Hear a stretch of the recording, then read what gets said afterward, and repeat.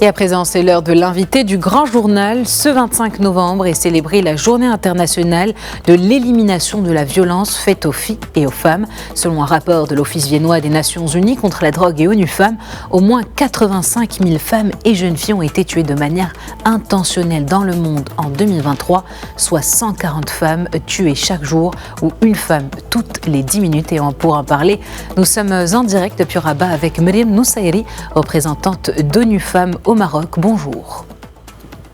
Bonjour. Alors pour commencer, est-ce qu'on peut revenir sur la campagne des séjours d'activisme menés, mais également le thème qui a été choisi cette année? Merci de me recevoir aujourd'hui. Oui, effectivement, aujourd'hui on lance la 33e édition de la campagne des 16 jours d'activisme contre les violences faites aux femmes et aux filles. Et c'est une journée mondiale qui appelle à la sensibilisation, la mobilisation et à l'action. Cette campagne est organisée sous l'égide du secrétariat général de l'Organisation des Nations Unies et rassemble l'ensemble des partenaires à cette campagne mondiale pour lutter contre les violences faites aux femmes et aux filles, comme vous l'avez si bien introduit au début du reportage. Alors, où en sont aujourd'hui les efforts et les avancées du Maroc en termes de lutte contre la violence faite aux femmes et comment ONU Femmes contribue à ces efforts? Les avancées, le Maroc a connu des avancées significatives ces 20 dernières années, notamment en termes de cadre normatif et légal. Une loi cadre existe, c'est la 103-13 qui lutte contre les violences faites aux femmes et aux filles au Maroc. Et malheureusement, on a identifié à travers les différentes enquêtes et études que seulement 40% des femmes femmes au Maroc sont au courant de l'existence de ce cadre légal. ONU Femmes ainsi que les autres partenaires du gouvernement du Maroc appuient les institutions et la société civile à combattre ce fléau de la violence à l'encontre des femmes et des filles à travers plusieurs actions. Le premier, c'est un accompagnement à s'aligner aux engagements du Maroc internationaux et ça va par du plaidoyer pour alimenter tous les processus de réforme légale pour aligner justement le cadre normatif du Maroc à ses engagements internationaux, mais également par du renforcement de capacités pour appuyer les différents partenaires qui sont inclus dans la chaîne de prise en charge des femmes victimes de violences à fournir des services de qualité, des services essentiels, mais aussi à mettre en place des mécanismes de prévention de la violence.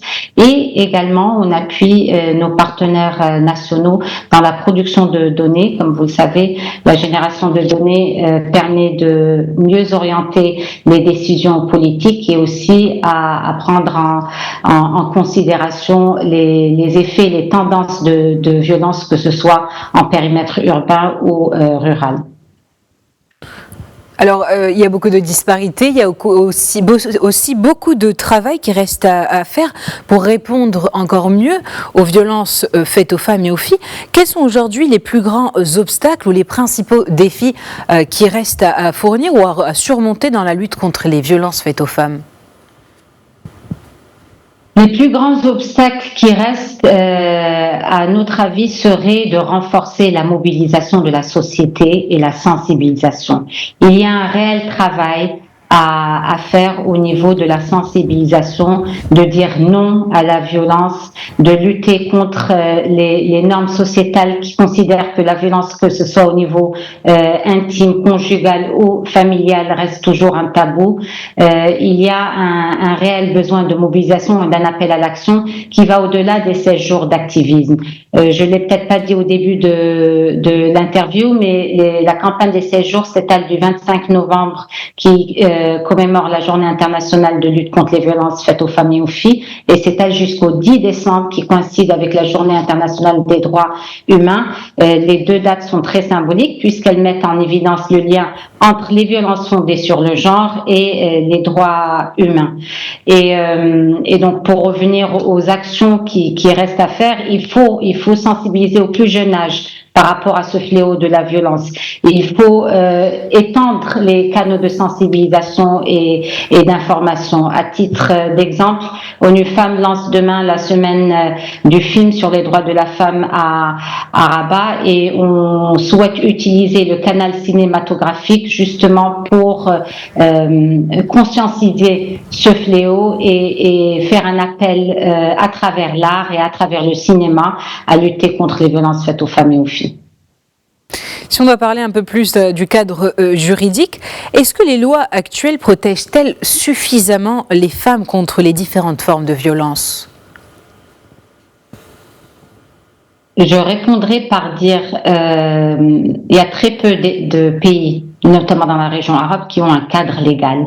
Donc le fait qu'il y ait une loi qui prévient et protège les femmes contre tout type de violence est déjà une très belle avancée. Comme dans tout cadre légal, il y aura toujours des ajustements à faire et des alignements à faire en fonction de l'avancée du pays. Mais l'urgence aujourd'hui, c'est d'informer sur l'existence de cette loi, c'est d'informer sur la disponibilité des services qui sont mis à disposition des survivantes de violences. C'est aussi de sensibiliser et de sensibiliser à large échelle.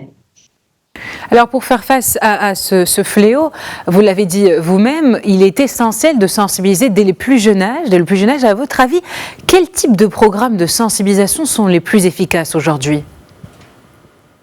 La sensibilisation au plus jeune âge la plus effective se passe au sein des familles et également à travers le système scolaire. Il y a des outils qui peuvent être utilisés dans le cadre scolaire à travers l'établissement pour sensibiliser sur le fléau des violences à l'encontre des filles en milieu scolaire, sur la violence à l'encontre des femmes et des filles dans les lieux publics, mais il y a aussi un engagement au sein de la cellule familiale pour, dès le plus jeune âge, sensibiliser les hommes et les garçons au fléau de la violence et à lutter contre la violence faite aux femmes et aux filles. Donc pour récapituler, il y a aussi un engagement à prendre sur les normes sociales. Et ceci se passe au sein de la famille. Bien. Et pour finir peut-être, alors selon le rapport publié par l'Office viennois des Nations Unies contre la drogue et également ONU Femmes, 140 femmes sont tuées chaque jour, soit 10, une femme chaque 10 minutes. Est-ce que ces chiffres sont en baisse ou seraient plutôt en hausse ? Et qu'en est-il du cas du Maroc ?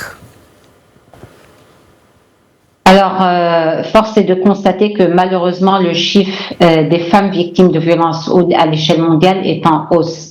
Vous avez parlé de la thématique de cette année. La campagne des 16 jours de l'édition 2024 coïncide avec l'examen du 30e anniversaire de la déclaration du programme d'action de Beijing, qui est le cadre stratégique mondial qui a été adopté pour guider les efforts et promouvoir l'égalité entre les sexes et l'autonomisation des femmes. Et ce cadre mondial repose sur 12 priorités, dont la lutte contre les violences faites aux femmes. On arrive à son 30e anniversaire de la déclaration de Beijing et on constate que la violence faite aux femmes est toujours une priorité à l'échelle du pays. Maintenant, pour revenir au Maroc, tous les 10 ans, le Haut Commissariat au Plan conduit une enquête à large échelle sur la prévalence de la violence faite aux femmes et aux filles.